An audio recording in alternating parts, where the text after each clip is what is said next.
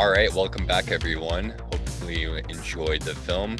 And please help me welcome back producer Michael Vass and writer-director Anthony Banal Simon. So let's talk. You guys actually started, the process of this film goes way back to a short film called Third Shift. Can you tell us a little bit about that film and how it was the inspiration for Cane Fire? Sure. So Mike and I were at it was a collaborative program called Union Docs in Williamsburg, Brooklyn. And we were doing short documentaries. It was a residency program about the surrounding neighborhood in South Williamsburg. And we did a project about the Domino Sugar Factory, which closed down in 2004, but it remains this large brick building right in the middle of Williamsburg. And we kind of did research on the history of the sugar production around that time, and found workers that had worked there up until it closed, and they gave me more context of what it was like back then, what it was like when it was that area of Williamsburg was, an industrial district that was running on three shifts of production at all times. And so doing the research of how sugar production was done, I knew that my family in Hawaii was involved, but I didn't know the details, and I was more intrigued by that. And that was kind of the entry point where, how my great-grandfather immigrated from the Philippines to Hawaii, and how he got started and why. And then it also had a strange connection to another side of my family, where my great-great-grandmother from Puerto Rico was actually working in the cane fields as well, and probably part of the import of sugar that went to the Domino Sugar Factory to be refined. And she ended up traveling from Puerto Rico to Hawaii. So that's where the two sides of the family met. And so that's where it started. And then we kind of branched out from there. And the Domino Sugar Factory in Williamsburg was being turned into kind of luxury condominiums, so kind of had a related, real estate theme and the economics of that area. Right. I kind of wanted to allude to that it was very, much an echo of what's going on in Cane Fire itself. You obviously, this is a personal film. It is about your family history, but also about the community at large and all the history of Hawaii and then the Hollywood system. But talk a little bit more about that, about making that choice of, interjecting yourself into this story, your family, and then how that process was going back there, as you say yourself, that you're kind of an outsider, that they, call you a white boy and things of that nature.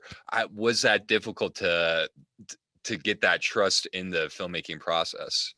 I think that I had such an interest that it was a good way of getting into conversation with them as an outsider, taking interest in, my great uncle, his story of when he was working on the sugar refineries. And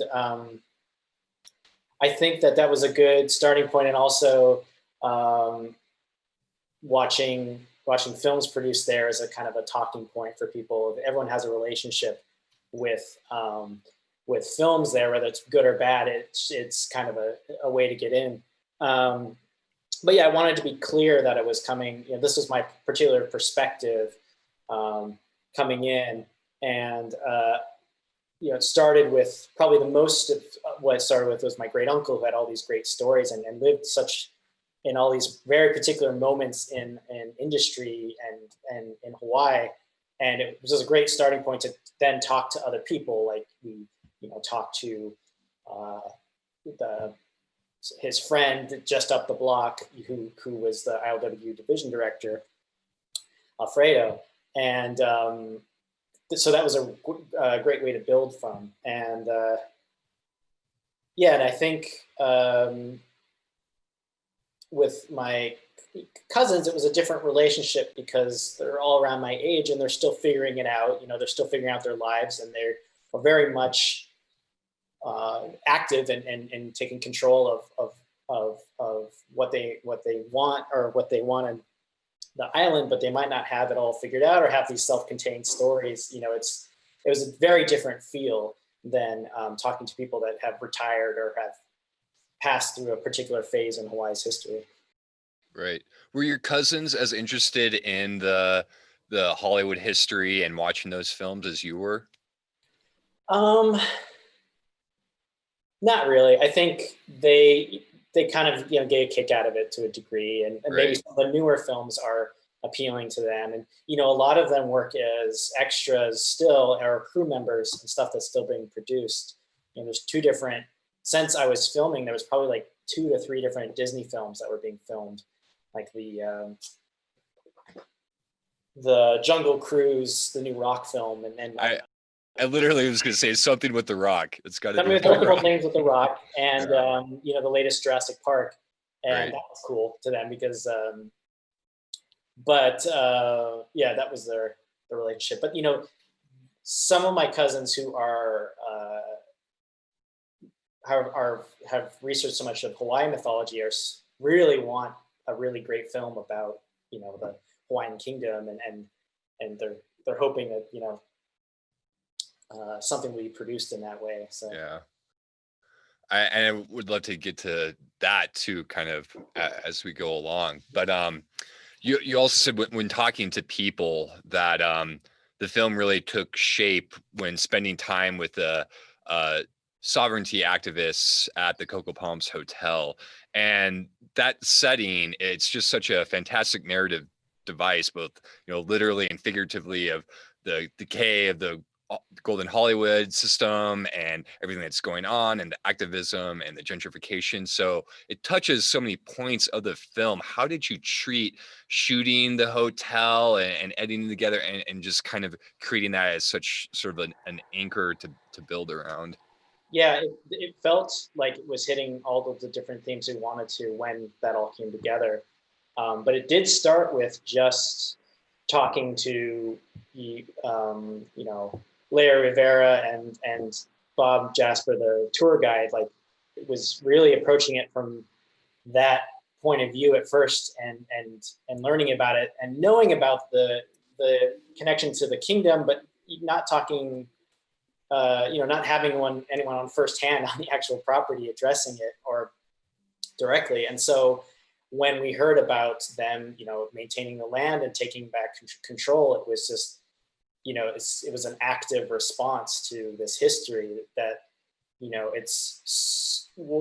there's so many things happen in the film or are talked about, something that's unfolding before our eyes of an actual movement or something that is in direct response was very interesting. And so that's kind of when it all clicked, for sure.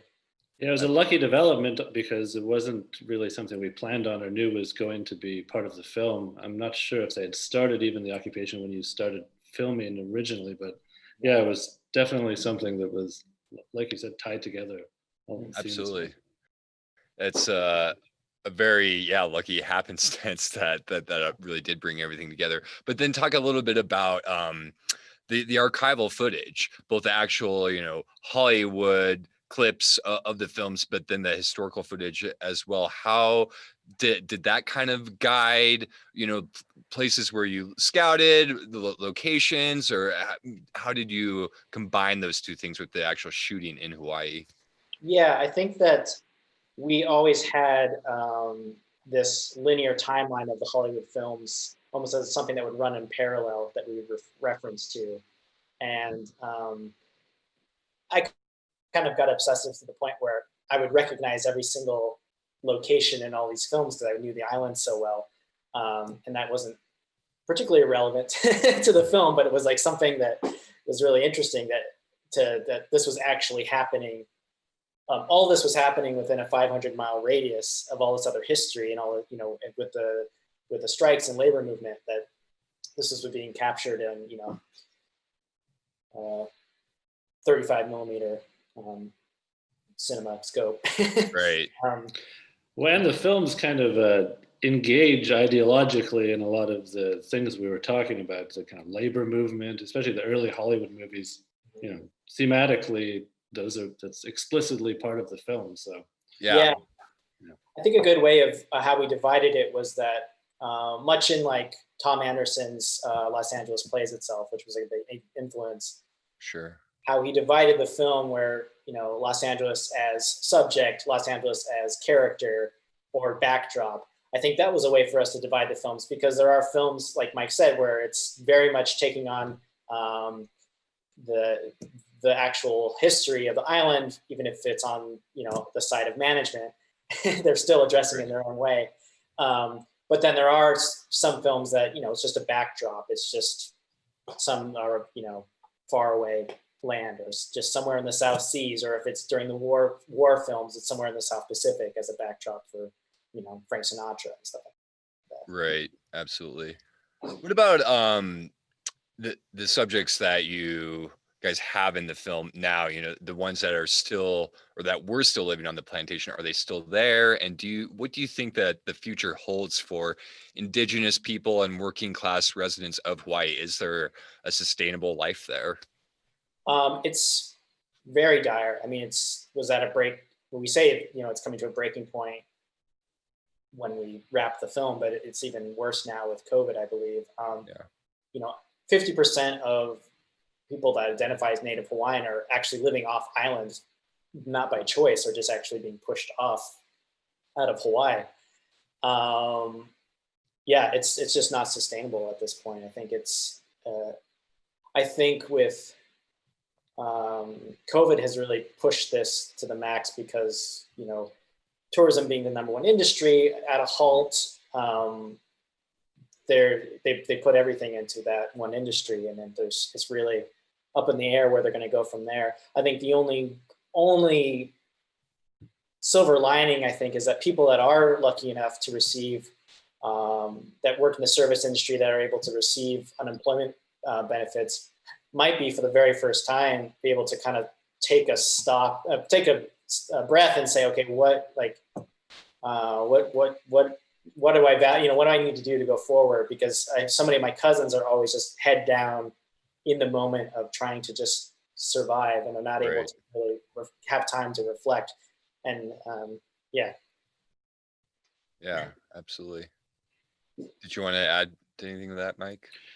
No, I think Anthony probably has a better sense of what's going on, there right now, because he still has family there. So, absolutely. What about that towards the end of the film, that character, the real estate agent, such a character, is the real estate industry in Hawaii do you know, with COVID, are people still buying properties there as well? Is that still going on at the same pace, or has that also slowed down? I think that particular market of luxury real estate, where you're able to seclude yourself and have like a getaway, right? Like perfect for people that can afford it, is like it's like their own bunker of getting away from, especially if it's a lot of people from Los Angeles and California, the rest of California. I definitely see, from what I've seen, there hasn't been a change, or there might be an increase, but for any other people that are actually trying to live on the island and afford a home, I don't know. I think that's really hard right now. Right. That kind of real estate is also, an investment for those kind of people. So they can just hold on to it and assume the value will return, or it'll be continue to be valuable. So yeah. Just like the condos in Williamsburg. Oh yeah, exactly. Right, exactly. So we go back. In the notes, and when you guys write about the film, I think it's a great phrase when you're saying that, the people of Hawaii, the locals, were extras in their own stories. And you said this a little bit earlier about having a film, making a film about the actual history and telling their story. Are you optimistic that that voice, that story will be heard? Do you think that, with this new push within the studio system to be more inclusive and diversity, that would include, a place that is, again, like you said, like very much associated with tourism for America, and doesn't all the time, necessarily people think of like, oh, it has its own culture, it has its own sense of community and people who have either immigrated there for work way, decades ago, or from there originally. Yeah, I think it would have to come from them having a true authorship in it, of the production, not just representation from like a larger studio system. I've seen some really great films in the last couple of years but it really came from the director having to pull their own resources. A good example is this film August at Akiko's by Christopher Yogi. That was shot on the Big Island of Hawaii, but it's so great, and it hits it's kind of magic realism of the island, very atmospheric, but also touches on all the things, social issues that people in Hawaii face at the same time. And I'm seeing more and more films just accessibility of the technology. They just have to, but it's very hard. And Hawaii, in this larger studio system, is always known as the place where you film everything and then you bring it to Hawaii. And so it's like, to have the infrastructure to actually finish a film from start to finish, it might not be as robust as other places. I know Kauai was actually trying to create a media center that actually had people author films, from start to finish, all on the island. So, yeah, but maybe the most optimistic thing is just that the sort of social collapse that we're going towards will make production, like Hollywood production on the island, less feasible, and then that might open up space for locals to make their own films, but not be overshadowed by the huge industry. But right, yeah. I think it's tricky because I think that line of like, this is the real film, or this is the real deal of Hawaii I've seen it appropriated by people from the outside, creating a niche industry, but not actually having people that live on the island like control it. I've seen people kind of come from the outside and say, okay, we're going to come in and this is going to be the real Hawaiian film, but it's not actually anyone from Hawaii. Well, because the real Hawaii is really like hotel workers and so industrial hard work, so it's not really the kind of thing that people make films about most of the time. Well, yeah, I that's all I have, but I want to thank both of you so much for being here. Any final thoughts for us, for the audience? Yeah, I think I would be now it's timely, I think, thinking about how the rollout is happening, how they're bringing tourism back into Hawaii, and kind of thinking about what's best for the people that live there, what's safest for them, versus them leaning on this industry and not finding a workaround that's actually safe for people. I think people should be conscious of that. Just maybe when this airs, it'll be the first week where Hawaii officially reopens, where they're not doing the 14-day quarantine. So right now what they're doing is tourists have to come in and they're quarantined for 14 days, and it's brought it down to next to nothing. And so now they're trying this new program where they have these resort bubbles where you can wander around more. Anyways, there's just a lot of holes to it, and it's definitely not in the service workers. Safety is kind of last in the factor.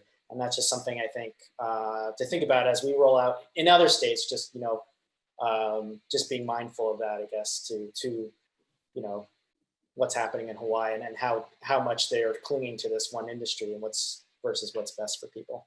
Absolutely. I mean, the coronavirus, has kind of revealed or put the spotlight on a lot of kind of invisible labor that goes on that people, prefer not to pay attention to. And that, I think the film is relevant in that sense too, because that's partly what we were trying to focus on in the film. And I think that, now even more than when we were making it, that's relevant. The test of that. Yeah. Right. It's even more timely. Well, thank you so much, Anthony. Thank you, Michael. Really appreciate you spending the time to chat with us. And thank you so much for sharing the film with our audience. Well, thanks. Thanks. All right.